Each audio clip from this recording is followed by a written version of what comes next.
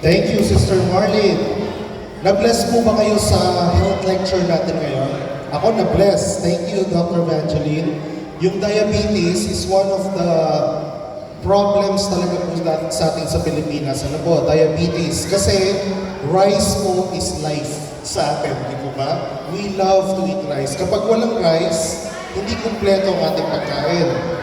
Sa iba pong bansa, kahit wala silang rice, okay lang sila. Pero sa atin, gusto natin ng rice. That's why, ang rice po, especially white rice, is very high in GI po. So, yun ang nagpapasweeten ng ating sistema. Kaya po, mataas ang diabetes sa atin. Sa iba pong mga lugar, napakataas din ng mga kidney failure naman. Kasi po, mahilig tayo sa mga dried fish. Di po ba? Kanin, diabetes, dried fish, kidney. Saan po tayo pupunta? Ano po? Ayun po yung masarap sa atin. Pero sabi ng Panginoon, binigyan din po tayo ng napakadaming fruits at mga gulay sa ating pong paligid. So kung damihan natin yung fruits at gulay at less dun sa mga medyo masama sa ating katawan, mas magiging quality po yung ating buhay. Mas tatagal ang ating buhay. Kaya yun po, napakaganda po ng mga health lectures. Ngayon pong gabi, so last night, ang ating pong topic ay about Sabbath. At siguro po kung nandito kayo, medyo naipakita ko sa inyo yung history, how the Sabbath was turned to Sunday. And why is it that only 1% of Christians, isang porsyento lamang po halos, average, ang nangingili ng Sabbath? Sa lahat ng Kristiyano sa buong mundo now, Christians make up 1 out of 3 sa population ng mundo.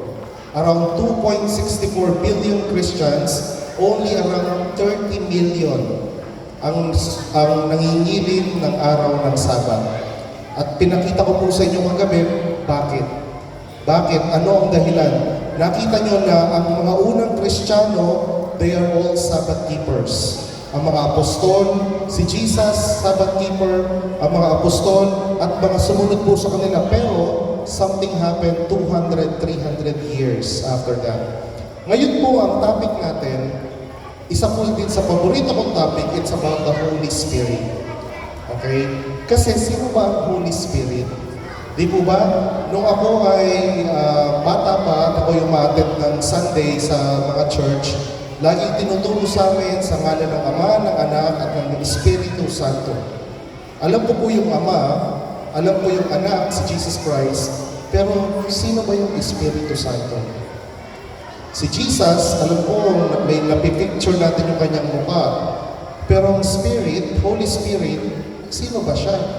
Siya ba talaga ay Diyos? Kasi kung marami ng mga tao ngayon na hindi naniniwala sa Holy Spirit, ang sabi nila, ang Holy Spirit lang ay isang energy. Energy ng gagaling sa Diyos.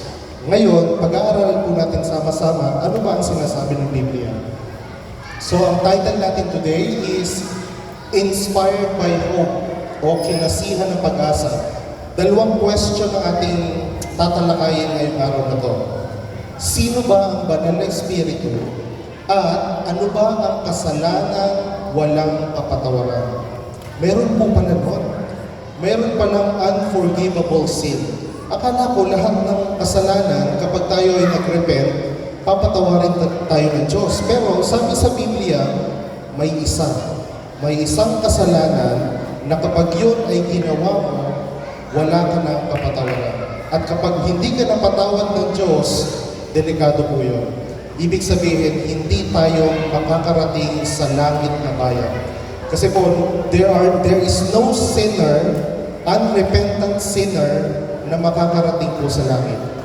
Lahat po dapat tayo ay repentant sinner. Nag-repent na tayo. Ngayon, bigyan na ulit tayo, mahilig tayo sa facts, di ba? Sa mga unang part. Kanina pong umaga, ako po ay nagkaroon ng pribilehyo na makadalaw sa ating pong jail. Doon po sa likod ng City Hall. So, meron po tayong 11 or 11 na inmates that time. So, ako po ay naliligayahan, ako po ay nasisayahan sapagkat nakapag-share po tayo ng magandang balita sa kanila. At sila po nung akin po nakita sila face to face, ako po ay sobrang natuwa. At dahil sila po ay open sa magandang balita. So, kanina po pinag-pray po namin sila, dinalhan po namin sila ng konting pagkain, at sila po ay tuwang-tuwa kasama po ng kanilang mga pamilya na dumadalaw din that time. Sa Pilipinas daw po, 2025, mayroong 171,247 na nasa preso ngayong panahon ito. Marami po, 171,000. Alam niyo po ang Japan, meron lamang silang around 40,000 na nasa mga preso.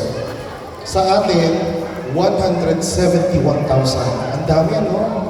Imagine niyo po yung mga kulungan mula sa Luzon, sa Visayas, sa Mindanao. Napakadami po pala at marami po sa kanila, base sa mga statistics, marami din po ang mga nakakulong na talagang mga inosente. Usually po, mga 5% ng nakukulong ay usually inosente. So, kawawa po, ano? Kaya po yung kinuha ko po yung pangalan ng mga nadalo ko po sa jail kanina at sabi ko po sa kanila, ipagpe-pray ko sa kanila sila talaga. Kasi po nakakalunos sa kanilang kalagayan. Kapag po kayo ay nasa loob ng kulungan, para po talagang walang kapag-apag-asa. Di po ba?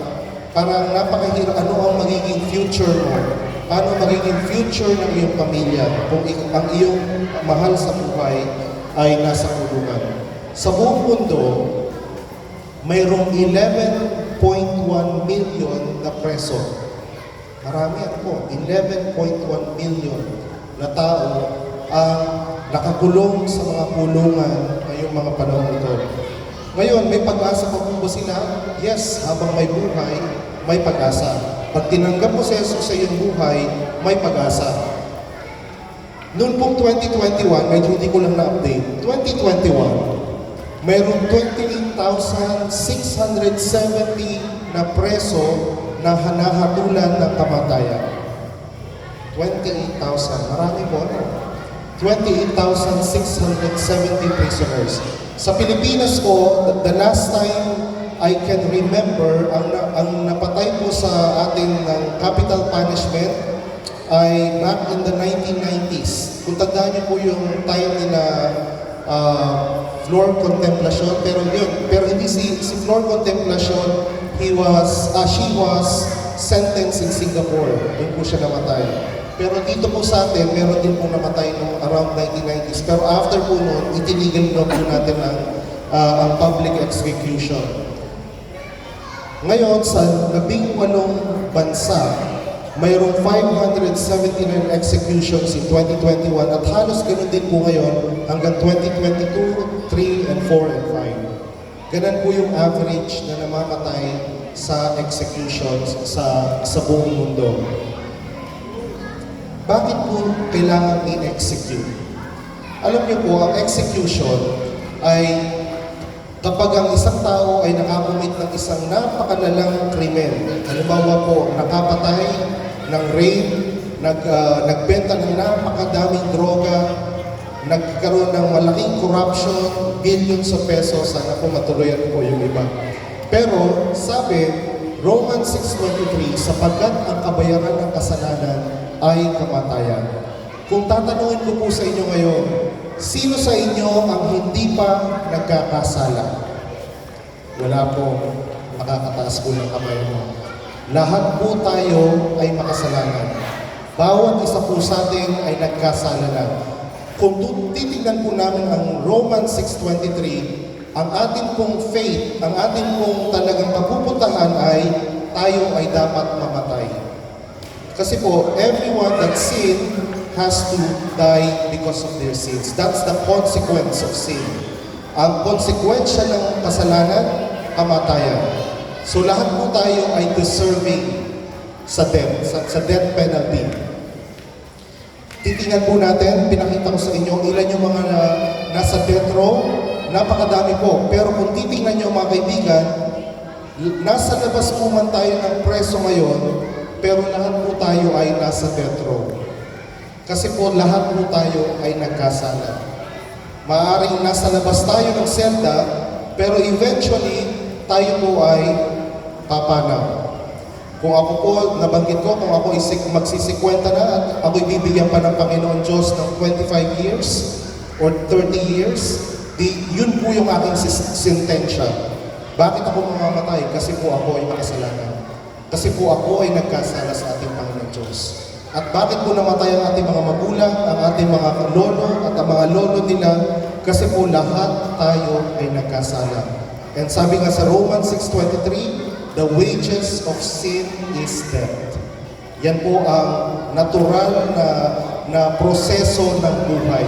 Yan po ang dahilan ng inintroduce ni Satanas ang kasalanan sa ating mundo. Tayo ngayon ay namamatay. Hindi po dapat tayo namamatay, mga kaibigan. Nung nilikha ng Panginoon Diyos ang langit at lupa at si Adan at si Eva, ang talaga po kanyang plano ay mabuhay si Adan at si Eva nang walang katapusan. Forever po dapat. Wala po dapat namamatay. Pero nung nagsimula pong magkaroon ng kasalanan, eventually po namatay ang ating unang ama at ina na si Adan at si Eva at ang kanilang mga anak hanggang sa ating pong panahon ito. The wages of sin is death. Ano ang sabi sa James or Santiago? Santiago 2:10, sapagkat ang sino man gumaganap ng buong kautusan at gayon may natitisod sa isa ay nagiging makasalanan sa lahat. Mabigat po, no? Pinag-aralan na po natin ang 10 Commandments. Tapos kagabi po, pinag-aralan natin ang 4th commandment about Sabbath. Ibig sabihin pala, kung patuloy akong sumusunod sa siyam at hindi ko tinatanggap ang isang commandment, kahit ano sa commandment na yun, whether it's Sabbath keeping or magkaroon ng graven image or magnakaw or mag-imbot, ako po rin ay nagkakasala sa lahat. So, yun po ang sinasabi sa atin ng banal na kasulatan. Pero, meron po tayong pag-asa. Meron tayong hope for today. Yun po yung gusto namin i-share sa lahat ng tao na although tayo po lahat ay nasa death row, lahat po tayo nasa death row, may pag-asa. Sabi sa Romans 6:23, sapagkat ang kabayaran ng kasalanan ay kamatayan. Datapwat. Yun po yung pinakamaganda ron. Ngunit, ang kaloob na walang bayad ng Diyos ay buhay na walang hanggan kay Kristo Jesus na Panginoon natin. May dalawa pong klase ng kamatayan. Kapag po tayo ay namatay sa lupang ito, yun po yung una nating kamatayan. Ang pangalawang kamatayan ay pag dumating si Jesus, tayo ay bubuhayin muli. Either ikaw ay mapupunta sa langit, or ikaw ay mapupuksa kasama ng mga anghel at ng ni Satanas dito sa mundo ito. Yun po yung pangalawang kamatayan. Kung sino po man ang tatanggap kay Jesus na kanilang buong puso, ay even though mamamatay tayo kung hindi pa dumating si Jesus, dito sa lupang ito ng unang kamatayan, hindi na po magiging effective sa atin ang pangalawang kamatayan. Yun po yung hope natin. Yun yung pag-asa natin. Kaya nga po, kami, kapag nakakakita po kami ng mga tao na namatay pero kilala nila si Jesus at tinanggap nila si Jesus sa kanilang buhay sa pamamagitan ng bautismo, sila po ay may pag-asa. Kahit hindi po ako masyado malulungkot kasi alam po pong makikita ko ulit sila. Yun po yung pag-asa na gusto namin lahat ng tao ay malaman sa kanilang buhay. Ngayon, ang pardon, dahil nga po tayo ay nasa death row, ang pardon na binigay sa atin ng Panginoon Diyos ay, imbis na po tayo ang mamatay, sa pangalawang kamatayan, sino ang namatay para sa atin? Si Jesus. Yun pong krus ng Kalbaryo, nung ipinako po si Jesus sa krus, siya po yung kumuha ng pangalawang kamatayan natin. Ngayon, tanggapin lamang po natin si Jesus, hindi na natin kailangan magkaroon ng second death. Yun po yung pinakamagandang balita. Yun po yung tinatawag na magandang balita. Yun po yung tinatawag na gospel. Kasi po, kung tinanggap lamang natin si Jesus, hindi na tayo mamamatay magpakailanman. May chance tayong mabuhay at may chance tayong mamirahan kasama si Jesus ng walang hanggan. Ano ba ang kasalanang walang kapatawaran? The unforgivable sin.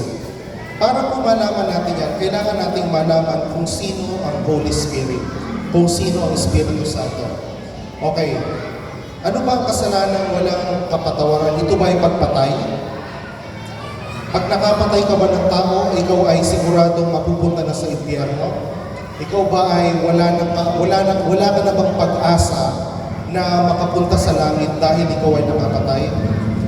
Sa Biblia po, kaya po napakaganda ng Biblia kasi ipinapakita dito yung mga example para sa atin. Alam niyo po, may isang character sa Biblia na nakapatay ng isang Ehipsyo. Yun po ay si Moises. Alam niyo po ba yun, mga kaibigan? Si Moises, nung bata pa siya ay supposed to be tinetrain na maging leader sa Egypt. Pero nung nakita niya na inaapi ng isang soldier, yung isang Israelite, ang ginawa niya, pinatay niya yung isang Ehipsyo or isang Egyptian. Tapos ang ginawa niya, itinago niya o tinakpan niya yung katawan nung napatay niya. At nung nalaman nung Pharaoh o nung hari na siya pumatay, siya po ngayon ay tumakas sa Ehipto. So, ibig sabihin ba, kapag ikaw ay nakapatay, wala ka ng pag-asa? Hindi.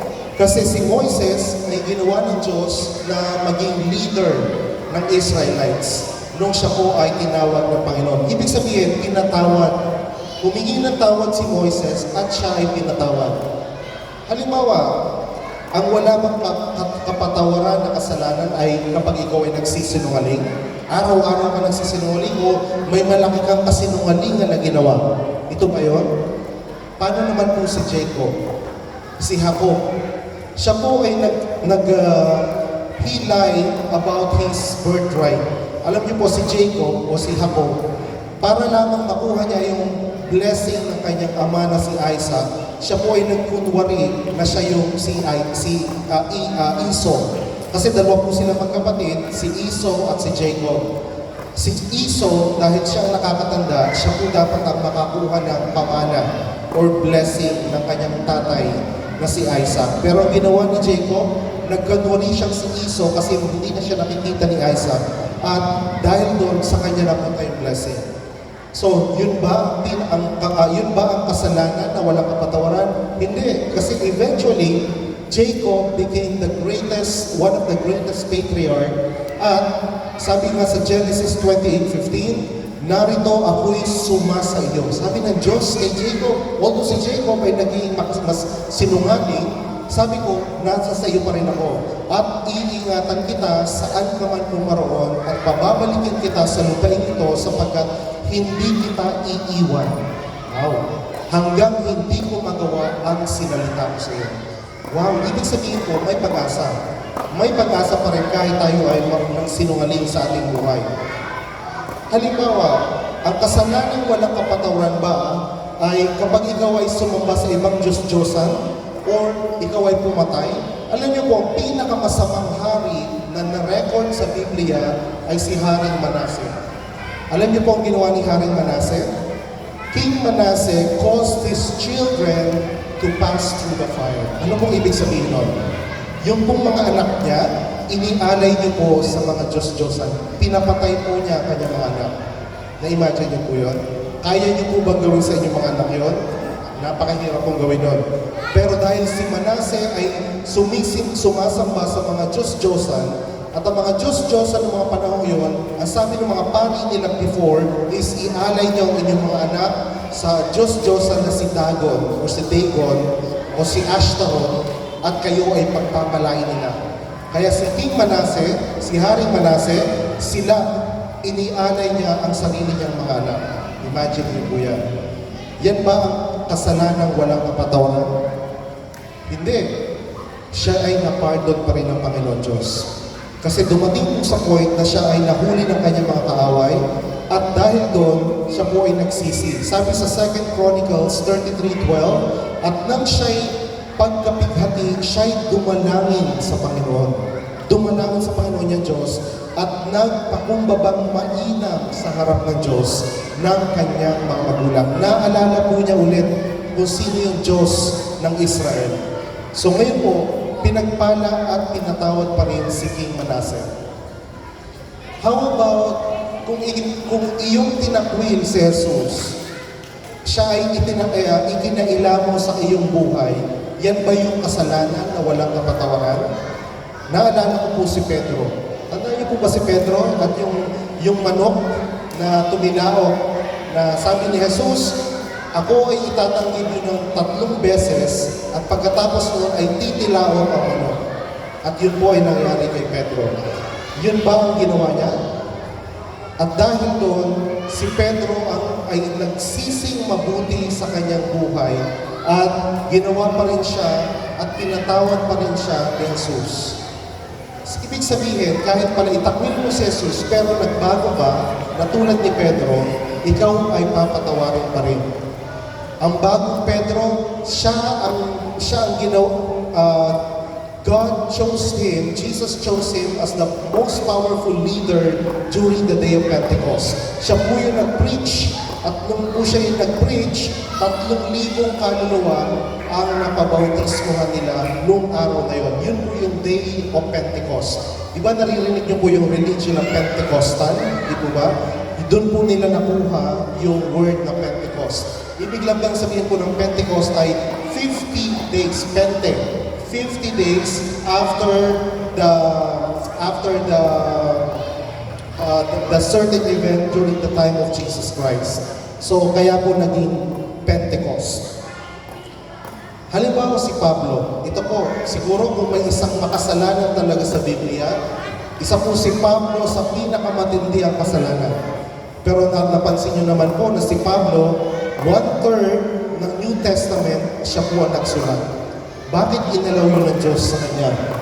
Si Pablo po ay isang napaka-serial, siya po ay napaka-sigasig na Pharisee po siya. Kumbaga pare, isa siyang theologian. Dahil sa kanyang seal, sa kanyang pagkapare, lahat po ng mga Kristiyano during that time gusto niyang patayin. Kaya sinabi niya doon sa sacerdote o sa pare, high priest, ipadala mo ako sa Damascus, Syria, at lilipulin ko lahat ng mga Kristiyano. Yun po ay pagkatapos niyang mapatay si San Esteban.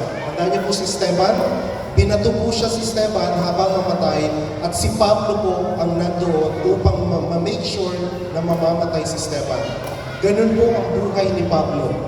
So on the way to Damascus, Syria, nagpakilala sa kanya ang Panginoong Jesus. At sabi ni Jesus sa kanya, Saul, hindi pa ba siya Pablo at that time? Saul, Saul, why are you persecuting me? Pablo, anong ginagawa mo? Bakit mo ako pinapersecute? Kasi habang pinapatay mo ang mga Kristiyano, akong si Jesus ang talagang iyong inuusin. Bakit mo ako inuusin? At pagkatapos na sabi ni Pablo, Panginoon, sino ka ba? Sino ka ba talaga? At sabi ni Jesus sa kanya, ako si Jesus na iyong inuusin.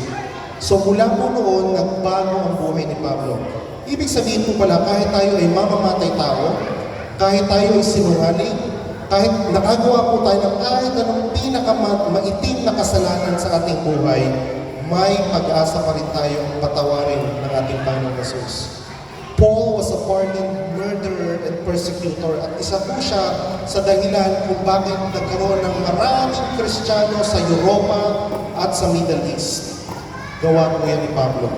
So kung gagamitin ka ng Panginoon ngayong gabi ito, sa the rest of your life, walang imposible sa Panginoon Diyos. Basta iyong ipanalangin at mag-repent ka sa iyong mga kasalanan at gagawin kang makapangyarihang messenger ng ating Panginoon Diyos. Halimbawa, last one, ang kasalanan ba na hindi mapapatawad ng Diyos ay ang pakikiapid? Yan po ba, matindi pong kasalanan yan kapag ikaw ay nakiapid. Pero, mayroon po nakilala si Jesus na babatuhin na po yung babae kasi siya ay nahuli sa pakikiapid. Babatuhin na siya, parang papatayin na siya, i-execute na siya. Pero sabi ni Jesus, kung sino man sa inyo ang walang kasalanan, siya ang unang bumato sa babaeng ito. Dahil po doon, wala pong nagtangkang bumato sa babaeng niya kasi alam nila na lahat sila ay may kasalanan. Sinabi ni Jesus sa babaeng ito na Nandito pa ba iyong mga akusa? Sabi ng babae, wala na po, Jesus. Ngayon, sabi ni Jesus, okay na, sige, umalis ka na, gawin mo ulit ang dating pakikiapid mo. Ganun ba sinabi ni Jesus? Hindi. Sabi niya, go and sin no more.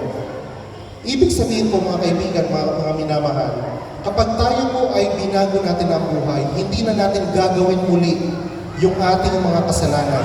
Katulad po ni Moises, katulad ni Pablo, katulad ni Pedro, katulad ni Jacob, katulad ni King Manasseh. Lahat po ng mga example na binigay ko sa inyo, nang nakilala nila ang Panginoon Diyos sa kanilang puso at isipan, hindi na nila inulit ang kanilang mga ginagawa at tinanggap nila ang Diyos sa kanilang buhay. Go and sin no more, sabi ni Jesus. Kasi nga po, yun ang clue dun sa kasalanan walang kapatawaran. Kapag ginawa mo ulit ang kasalanan yun ng paulit-ulit, yun, may magkakaproblema na tayo dyan. Ngayon, i-discuss pa po natin yan. We may be great sinners, but we have a great Savior. Ang ganda po kahit anong kasalanan natin, katulad po ng mga binigay natin example, kahit napakalalaki ng kanilang mga kasalanan, mas malaki pa po ang pagmamahal ng ating Panginoon Jesus sa atin. 1 John 1:9. Ito, if we confess our sins, He is faithful to forgive us our sins and cleanse us from all our unrighteousness. Kahit ano pong kasalanan natin mga kaibigan, mga minamahal, papatawarin po tayo ng ating Panginoon Diyos. Basta sabihin lamang po natin ng diretsyo. Lagi ko po sinasabi, walang middleman. Okay po? Hindi mo kailangan dumaan sa santo, hindi mo kailangan dumaan sa pare o sa isang ministro. Kapag ikaw ay nagkasala sa Panginoon Diyos, direkta mo siyang sasabihan. Direkta mo siyang i-ask ng forgiveness. Yan po yung tunay na pag-repent. Tunay pong pagpapatawad na bibigay sa atin ng Panginoon Diyos. Ngayon, ano ba ang sinasabi ng Biblia? Hebrews or Hebrews 8:12, sapagkat ako'y magiging mahabagin sa kanilang kaliguan at ang kanilang mga kasalanan ay hindi ko na alalahanin pa. Wow! I will remember it no more. Ang ganda po So lahat po ng mga, kung sa inyong pong buhay, mga kaibigan, mga minamahal, naalala niyo po yung mga bagay na, ang laking kasalanan ng ginawa ko sa Diyos, mapapatawad pa rin kaya ako? Opo. Yun po yung magandang balita. Yun po yung hope for today. Papatawarin pa rin tayo ng alam mo, hindi pa i-remember ng ating Panginoon. He will forget it dahil sa krus ng Kalbaryo. Yun po yung pinakamagandang balita sa krus. John 3:16, ito yung isa sa pinaka-popular na verse sa buong mundo. For God so loved the world that He gave His only begotten Son, that whosoever believeth in Him shall not perish, but have everlasting life. Walang hanggang buhay kung tatanggapin lamang po natin ang ating Panginoon Jesus. 1 John 1:7. Ngunit kung tayo'y nagsisilakan sa liwanag na gaya niyang nasa liwanag, ay may pakikisama tayo sa isa't isa at nililinis tayo ng dugo ni Jesus na kanyang anak sa lahat ng kasalanan. So, ibig sabihin po, ang point lamang po na dinadrive natin tonight is kahit ano ang iyong kasalanan, ang sabi ng Biblia, paulit-ulit po sa atin ay huwag kang mag-alala. Mag-repent ka, humingi ka ng tawad sa Diyos at ikaw ay papatawarin niya. Basta, alam mo kung ano yung susundin po mga utos. Kasi pinag-aralan na po natin yung 10 Commandments. Kung sa halimbawa po, yung isang commandment doon ay nahihirapan tayong sumunod, yun po ang magiging problema natin sa Banal na Espiritu. So, paano natin ipapaliwanag ang kasalanan walang kapatawaran? Kung lahat pala ng kasalanan ay pwedeng patawarin, so, anong ibig sabihin itong kasalanan walang kapatawaran? May natitira pa rin pong kasalanan na walang kapatawaran o unforgivable sin. Mateo 12:31. Saan po magaling yung term na yan? Unforgivable sin. Kaya't sinasabi ko sa inyo, ang bawat kasalanan at kapusungan ay ipapatawad sa mga tao, datapwat, but may isang datapwat ang kapusungan laban sa Espiritu ay hindi ipapatawad. Si Jesus po may sabi niya, hindi po ako, hindi po kung sino man. Sabi ni Jesus, lahat ng iyong kasalanan, okay yan. Basta humingi ka ng tawad, papatawarin ka. Ngunit, may isang kasalanan na kapag namusong ka sa Espiritu Santo, ikaw ay hindi na papatawarin. Tulungan niyo nga po ako mga kaibigan, ano po ang pinakamalapit na Visayan word sa kapusungan o namumusong? Ano po? Ano po pinakamalapit na word? Kapag namusong.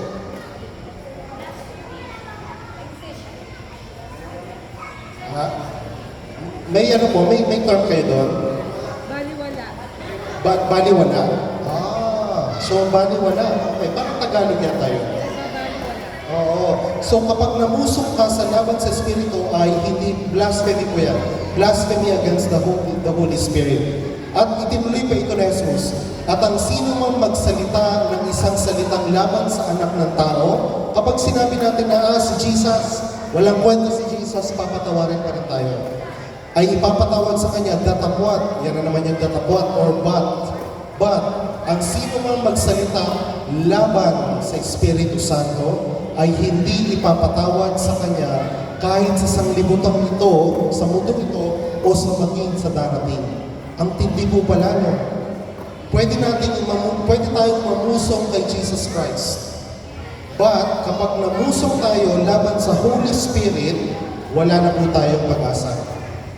Kaya kailangan po natin makilala kung sino ang Holy Spirit. Kasi baka po namumusong na pala tayo or we're blaspheming against the Holy Spirit, hindi pa natin alam. So, kailangan po malaman natin yan ngayong gabi. Sabi pa ni Pablo, Ephesians or Efeso 4:30, at huwag ninyong pighatiin. Do not, ano nga bang English po dito? Do not, huwag niyong paghatiin ang Espiritu Santo ng Diyos na sa Kanya'y kayo'y tinatakan hanggang sa kaarawan ng pagkatubos. Huwag niyo daw pong, do not disappoint. Isa po yung sa mabababaw na English. Huwag mong pighatiin ang banal na Espiritu. So, consistent po sa Bible, do not grieve, tama po. Do not grieve the Holy Spirit. Huwag niyong pighatiin ang banal na Espiritu.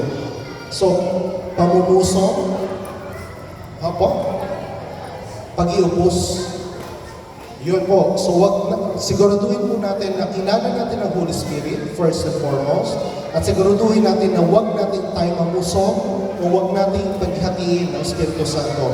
Para po talaga maintindihan natin yan, ang kasalanan ng walang kapatawaran ay hindi isang uri ng kasalanan, hindi yan pagpatay, hindi yan pagsuway sa Sabbath commandment, hindi yan pagsisinungaling.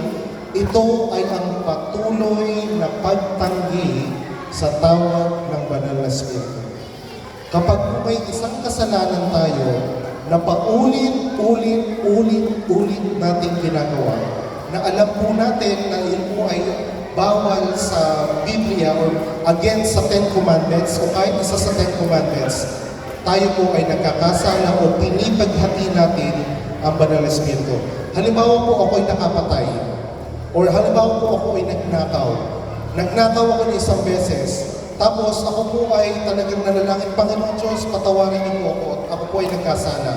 At pinagbayaran ko ang aking kasalanan. At ako ay nagbagong buhay. Yun po, papatawarin ako ng Diyos. Pero kapag ako ay nagnakaw at sinabi ko, Panginoon Diyos, nangangailangan po ang aking pamilya ng pera. Bigyan niyo po ako ng isang chance pa para makakuha ulit ng pera para may support ko sa aking pamilya. Yun po ba ay repentance? Hindi po. Kasi kaya po yung nabanggit ko yung isang example ng isang bata. Pumunta daw po yung isang bata kasi kumuha siya ng bunga ng mangga doon sa kanyang kapitbahay. Hindi alam ng kanyang kapitbahay na kumuha siya ng mangga. So ngayon, siya ay nakonsensya, pumunta siya sa pare at sinabi, Father, nagkasala po ako, kumuha ako ng mangga doon sa aking kapitbahay. O sabi ng pare daw, o sige, papatawarin ka na ng Diyos, pero huwag ka na magkakasala. Sabi ng bata, Father, meron pa pong ilang mangga na natitira. So, pwede ko pong ubusin muna yon, tapos babalik po ulit ako sa inyo. Ibig sabihin po, ang repentance, it's not about thinking na may gagawin ka pa rin. Kapag nag-repent ka po, yun na po yun talaga. Talagang babaguhin mo na ang iyong buhay. So, yun po ang patuloy na pagtanggi sa banal na Espiritu. Kapag gumawa po tayo ng kasalanan na paulit-ulit, yun po yung grieving of the Holy Spirit. So, si Judas, yan ang isa sa pinakamagandang example natin ng grieving of the Holy Spirit. Si Judas ay patuloy na tumanggi sa tawag ng banal na Espiritu. Alam niyo po, kasama ni Jesus si Judas sa loob ng 3.5 years. Diba? Kasama ni na Pedro, ni na Matthew, ni na John. Magkakasama po sila, kasama ni Jesus sa kanilang ministry for 3.5 years. Pero si Judas po, imbis na ma-convert kay Jesus, ang kanyang puso ay tumigas ng tumigas. Kasi po siya ang treasurer ng grupo. So lahat po nang nagdo-donate kay Jesus that time, si Judas po yung humahawak ng pera. So imbis na siya ay maging mapalapit lang na kay Jesus, mas napalapit siya sa salapi, sa pera.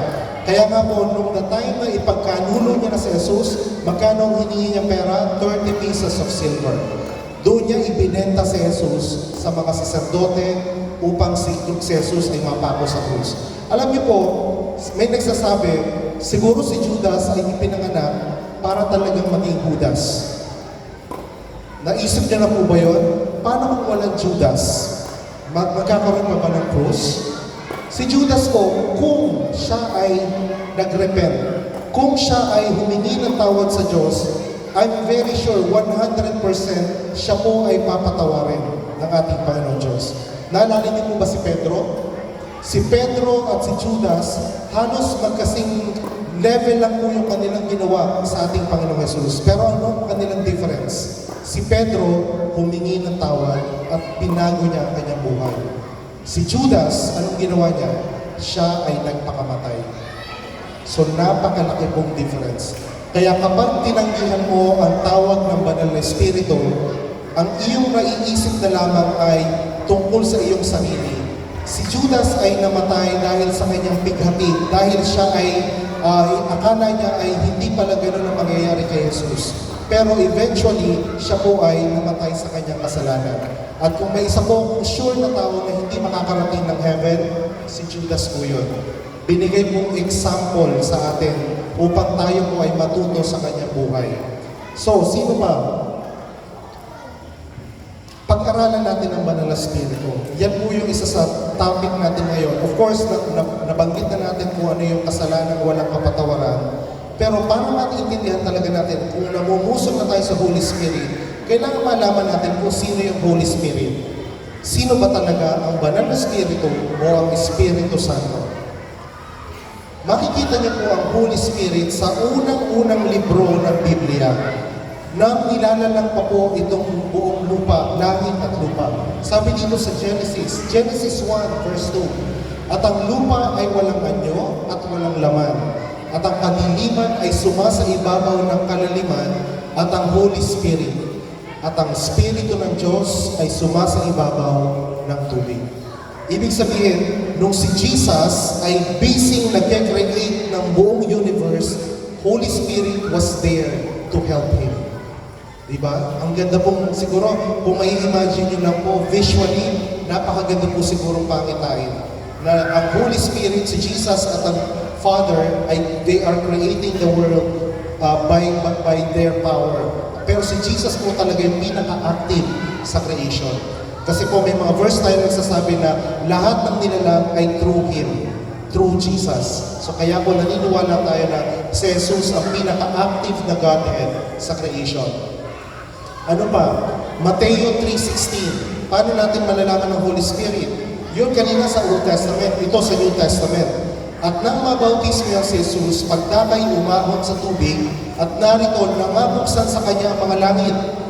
At nakita niya ang Espiritu ng Diyos na bumababang tulad sa isang kalapati. Wow, isang dove. At lumalapag sa kanya. So, nandun yung boses ng Ama. Sabi ng Ama ay, narito ang aking anak na lubos kong kinalulugdan. Diba? May voice. Tapos nakita ng mga tao, may kalapating bumababa kay Jesus. Yun naman yung nagsisimula sa Holy Spirit. At nandun si Jesus mismo na binabautismohan ni Juan Bautista. Father, Son, and Holy Spirit. Magkakasama at that time. Kung tayo po ay nanirahan ng panahon yun, what a sight. What an experience. Kasi po yung the Godhead is there at the same time. Di po ba napakagandang pangitain? Mateo 28:19, bakit alam natin na ang Espiritu Santo ay iba kay Jesus? Sabi ni Jesus, dahil dito, magsiyaw nga kayo at gawin ninyong mga alagad ang lahat ng mga bansa na sila inyong bautismohan. Sa ngalan ng Ama, ng Anak, at ng Espiritu Santo. Ibig sabihin po, hindi mo talaga pwedeng alisin ang Espiritu Santo sa pagka-Diyos. Kasi po siya ay part ng Diyos, ang Holy Spirit. Kung siguro po visually, para maintindihan natin, kasi po parang ang hirap, okay, Father, Son, Holy Spirit, pero isa pa rin ang Diyos. So, para maging ma-realize niyo po na ang Diyos ay may tatlong portion. Father, Son, na si Jesus, at ang Holy Spirit. Sabi po ng aking mga Muslim na kaibigan, so may Father, Son, Holy Spirit, 1 plus 1 plus 1, edi may tatlo kayong Diyos. Yun po ang usually sinasabi, di po ba? So, parang tama nga yun eh. Pero sa atin po mga Kristiyano, hindi po yan addition. Ang the Godhead is about multiplication.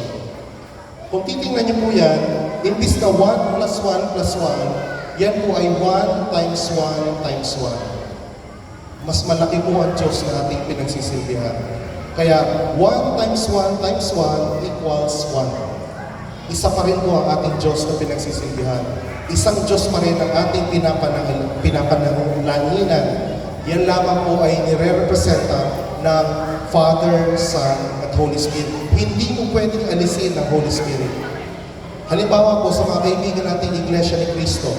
Okay, kung sino po mga Iglesia ni Cristo. Para sa atin po mga kaibigan dyan, inalis na po nila si Jesus as part of the Godhead. Di po ba? Sa atin pong ibang mga kaibigan na marami naman pong mga Kristiyano din na inalis na ang Holy Spirit. Dalawa lang ang kanila, Ama at Anak. So marami pong iba't ibang pag-iisip tungkol sa kung sino ang Diyos. Pero kung titingnan niyo lamang po ang Biblia at Biblia lamang, napakalinaw po. Napakarami pong mga verses na nagsusupport na ang Ama, ang Anak at ang Holy Spirit ay Diyos na may kapangyarihan sa bawat isa. Okay? So yan po ang ating pong introduction sa Holy Spirit. Genesis 6 verse 3. Balik tayo sa Old Testament. Genesis pa lang po yan. Panahon ni Noah. Sasabihin natin sa Old Testament, wala naman ang Holy Spirit sa Old Testament. Di po ba? Simula tayo sa Genesis 1-2. Nandun na yung Holy Spirit sa creation. Ngayon, bago magkaroon ng global flood o yung pagkagunaw sa time ni Noe, sabi dito, sinabi ng Panginoon, ang aking espiritu. Ang aking espiritu ay hindi na makikipagpunyagi sa tao magpakailanman. Yung bago po nagkaroon ng pagkagunaw noong panahon ni Noe, nagkaroon po ng malaking grieving of the Holy Spirit. Napigiti po ang Espiritu Santo kaya po nagkaroon ng wakas ang mundo during the time of Noah. At kung titingnan niyo po, dahil mahilig po ako sa history, alam niyo po ang flood, nangyari yan around 2,300 BC o 2,300 years before Christ. Yan po yung pinakamagandang estimate ng flood. Ganun na po katagal. Yan po yung time na ginawa yung mga pyramids sa Egypt. Immediately after that, after the flood, nagsimula pong magtayuan ng mga tore, ang mga pyramids, ang mga ziggurat sa Persia. Kasi po, ang thinking ng tao, kagaya po ng thinking ng Tower of Babel, gagawa tayo ng mga tore o gagawa tayo ng mga temples na matataas para kapag nagkaroon ulit ng malaking baha, tayo ay maliligtas. Kaya po yung nakikita niyong pyramid sa Egypt, yan po ay isang resulta ng baha na nangyari sa panahon ni Noah.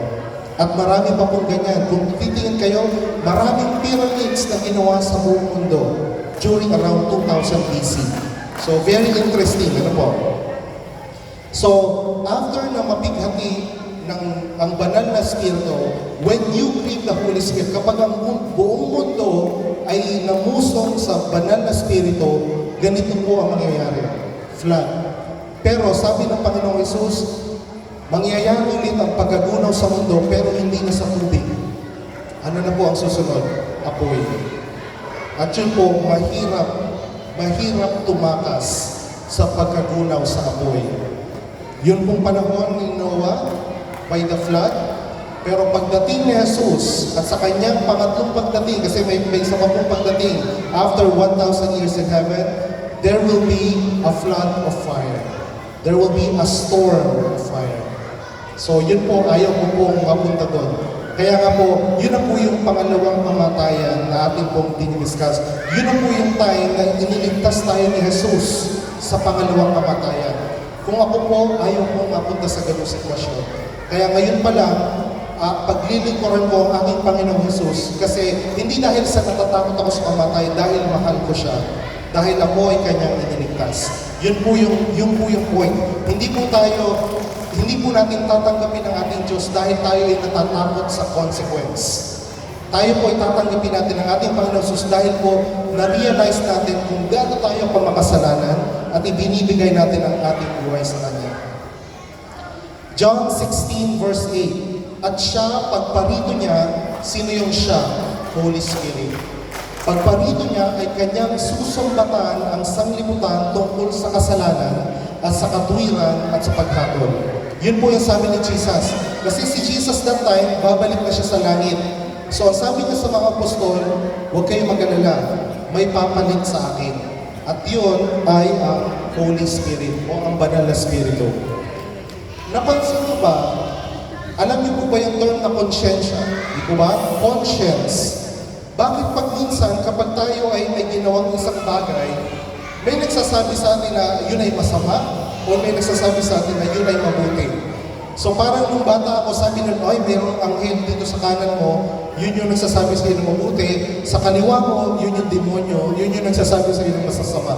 Di po ba paglaki natin may mga ganong tinuro po sa atin dati? Ang conscience po, yung isang bigay sa atin ng Holy Spirit upang malaman natin kung ano ang tama sa mali. Lahat po tayo ay binigyan ng ganong karapatan o ng ganong privilege. May konsyensya po ang bawat isa sa atin. Kaya nga po, kapag may isang tao tayo na nakita na nakapatay ng tao or ng rape or ganitong ginawa, sasabihin natin, wala ng konsyensya. Diba? Hindi na alam kung ano ang tama sa mali. At ano ang ginagamit ni Satan na isa sa pinaka-effective na pangtanggal ng konsyensya? Alam niyo po ba yun? Droga. Droga, alcohol. Kapag ikaw ay nalulong sa droga at alcohol, ano ang inaatake ng droga at alcohol? Utak. Kapag inatake ang utak, wala ka ng ability na mag-isip at ang konsyensya mo ay hindi mo na maririnig. Kaya nga po, si Satan, napakatalino niya, anong ginawa niya? Finland niya, gumawa siya ng ibang klaseng droga mula shabu hanggang methamphetamine, hanggang sa ngayon kung ano-ano pa pong klase ng droga ang lumilipad na sa ating mga kalsada at pumapatay po ng ating mga kabataan.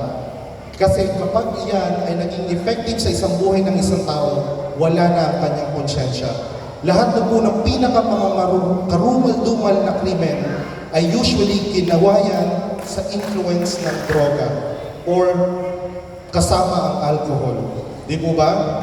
So, mag-ingat po tayo mga kaibigan at mga kapatid na pangalagaan natin na bukas ang ating isip, malinaw ang ating isip. Kasi kapag yan ang inatake ng kaaway, wala na po tayong chance ma-access or marinig ang ating konsyensya.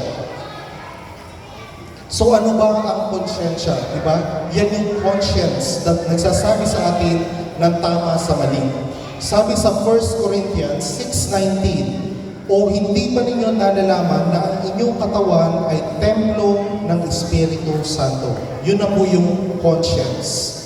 Kapag yung Espiritu Santo, binigyan tayo ng conscience para malaman natin ang tama at mali. Na tinanggap ninyo mula sa Diyos at kayo ay hindi sa inyong sarili.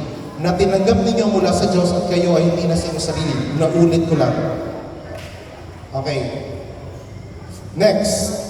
Juan 16 verse 8. At siya pagparito niya ay kanyang susumbatan ng sanlibutan tungkol sa kasalanan at katuwiran at paghatol. Yan po yung trabaho ng ating conscience na binigay sa atin ng Espiritu. Pag tayo po ay tinutokso ng kaaway, di ba? O ito, may malaki ng pagkakakitaan.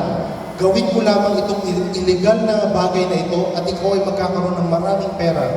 Or, gawin mo ito, itong pinakamasarap na pagkain. Pero alam mo, kapag kinain mo yun, ikaw ay magkakasakit. Di po ba? Isa yun sa mga temptations. Yan po yung mga tukso. Ito, magsigarilyo ka kasi mabuti yan sa pakiramdam. Pero alam mo na kapag ikaw ay nagsigarilyo, ay papatayin mo yung mga baga. Or ito yung sasakyan na talagang gustong-gusto mo. Pero alam mo na hindi mo kayang bilhin na sasakyan yon at kailangan kang gumawa ng mga illegal na bagay, kagaya po ng ating mga ghost projects, para makabili ng isang magandang sasakyan at isang magandang bahay. Di po ba? Yan po yung mga tukso na pumupunta sa ating isip araw-araw. Yan po ba ay gawa ng Diyos? Hindi. Yan po ay ang kaaway na tinutokso bawat isa sa inyo at bawat isa at ako din po included upang gumawa tayo ng isang bagay na labag sa kautusan ng Diyos. Araw-araw pong mangyayari yan. Wala pong rest day si Satan. Kasi alam niya na ang kanyang oras ay kakunti na lamang. Kaya gagawin niya po ang lahat, mga kapatid, mga kaibigan, na kayo ay matukso at kayo ay mawala sa piling ng Panginoong Diyos. Para po makalaban tayo kay Satan, para po malabanan natin ang ating kaaway, yan po ang role ng Holy Spirit. Yan po ang Holy Spirit po, ang banal na Espiritu, ang tutulong sa atin upang malabanan natin ang mga tukso sa ating buhay. Kung wala po ang Holy Spirit, hindi niyo po kakayanin si Satan. Napakalakas po ng ating kaaway. And we wrestle not against flesh and blood, but against principalities and powers. Rulers in high places. Yan po ang mga demons, ang mga fallen angels at si Satan. Napakalakas po ng ating mga kalaban, mga kaibigan. Pero mas malakas po ang ating backer. Ang ating pong backer ay ang ating Panginoong Diyos, si Jesus. At syempre, ang Holy Spirit.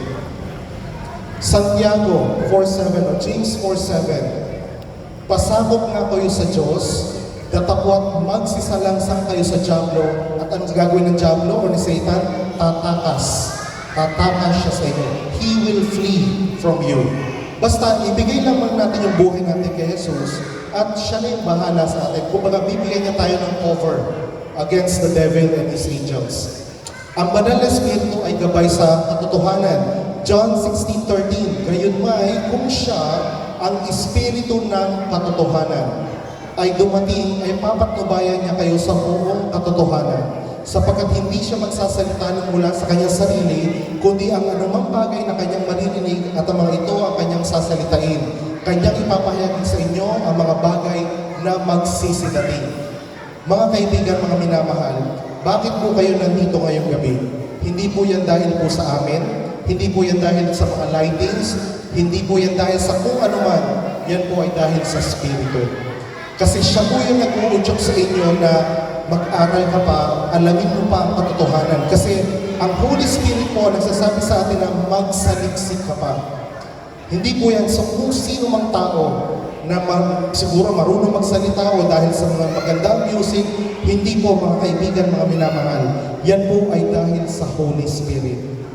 Kung nagtataka kayo at pag-gising niyo sa umaga, sasabihin niyo sige na, attend ako mamayang gabi. Gusto kong malaman kung anong sasabihin mamaya. Hindi po kami yun. Yan po ay Holy Spirit. So, makinig po kayo sa Holy Spirit kasi po yan ang gagawin niya, Espiritu ng katotohanan. Patuloy niya po kayong gagabayan upang malaman ang katotohanan. Sabi sa mga gawa, 13 verse 2, at nang sila'y nagsisipaglingkod sa Panginoon at nang-aayuno, ay anong ginawa? Sinabi ng Espiritu Santo. Ibig sabihin, ang Espiritu Santo ay nagdidikta directly. Magsasalita direct ng Holy Spirit. Ibukod niyo sa akin si Bernabe at si Saulo sa gawaing itinatawag niyo sa kanila. Na-imagine niyo po yun, mga kaibigan? Nagsasalita ang Holy Spirit. Hindi siya isang puwersa lamang. Ano ang sabi ng Holy Spirit? Ibukod niyo sa akin. Wow. Para si Jesus, ano po? Ibukod niyo sa akin si Bernabe at si Saulo sa gawaing itinawag ko sa kanila. Ang Holy Spirit pala talaga yung pinaka-active na disciple maker. Siya po yung nagdidirect sa church. O ito, Pablo, pumunta ka dito. O ito, Pedro, dito ka pumunta. Mateo, pumunta ka sa Africa. Thomas, pumunta ka sa India. Alam niyo po si Thomas, si Santo Tomas, ang pumunta sa India at siya ang nag-convert ng maraming Kristiyano sa parte ng India. Doon na po siya namatay. At siya